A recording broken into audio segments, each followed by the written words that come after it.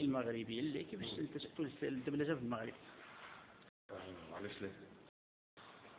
معناها منطقيا بالنسبة لنا ثم عملية تقنية اللي ممكن نعملها في مصر بما مش موجودة في تونس، كان جات موجودة في تونس فيعملها في تونس. ربما انتم اصدقاء ديال مهرجان السينما الافريقيه، استاذ اشنو هي الطفره النوعيه اللي او الاضافه يعني اللي يمكن اللي يعني الطفره النوعيه اللي كتعيشها الدوله السادسه عشره بالنسبه لباقي الدورات اللي كتشوفها انت كمتتبع؟ انا اعتقد انه المهرجان اصبح راشد، والمهرجان اصبح عنده حضور في المدينه ولدى المخرجين والمنتجين والفاعلين في الحقل السينمائي الافريقي. إذا فما حاجة هامة هي بمعنى أنه النجاح المهرجان الدورة السادسة عشر مثلا هو نجاح لمسار كامل من قبل، واليوم أصبح فيه هذا المهرجان عنده قيمة وعنده قدر وعنده حضور متميز على الساحة الأفريقية، وهذا أهم شيء بالنسبة لي. ربما لاحظتم بعض الافلام المغربيه او شاهدتم بعض الافلام المغربيه، ليش يمكن تقول لي يعني التقدم والتطور اللي كتعيشه السينما المغربيه او التاخر على حسب رايك مثلا ما ندخلش يعني داخل في المساله، يعني كيفاش كتشوفوا السينما المغربيه حاليا؟ السينما المغربية على المستوى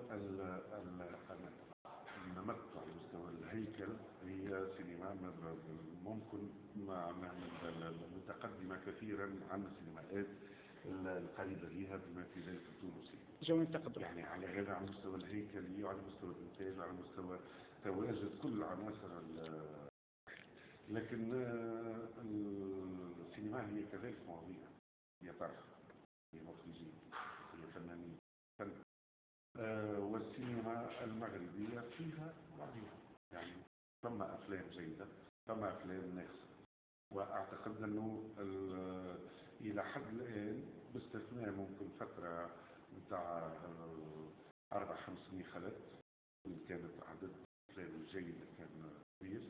اليوم عدد الأفلام كثير 20 فيلم طويل في السنة، لكن الأفلام الجيدة يبقى نسبيا قليل. فلهذا أعتقد أنه كان فما حاجة اللي يلزم التركيز عليها اليوم هي إيجاد الجودة والحبكة والقوة في السينما المغربية. ربما آخر سؤال عام تناولت ندوة ربما الإنتاج وإعادة الإنتاج في القارة الإفريقية، يعني ندوة رسمية بما في ذلك الفيلم ديالكم، يعني الفيلم خلية النحل، ربما لاحظت بأن كاين واحد الإنتاج الأوروبي، يعني واش يعني هذا الإنتاج الإفريقي أو يعني الأفلام الإفريقية دائما لابد من الالتجاء إلى الضفة الأخرى أي الضفة الأوروبية اللي من أجل يعني اليوم التمويل في أوروبا للفيلم الافريقي انتم عندكم في بولونيا كثيرا، يعني ما عادش في تمويل بالمعنى المتعارف. الانتاج اتكلم عن الانتاج، اتكلم عن الانتاج. نعم ولكن انا لاحظت البارح بان هناك انتاج بولوني بالنسبه للفيلم ديالكم. بولونيا لا هذا كان اشتغلنا في بولونيا وكان معنا تقنيا كإنتاج. لا الإنتاج هو تونسي مصري سوري فقط. أشكرك أستاذ أخبار النجوم، وهذا آخر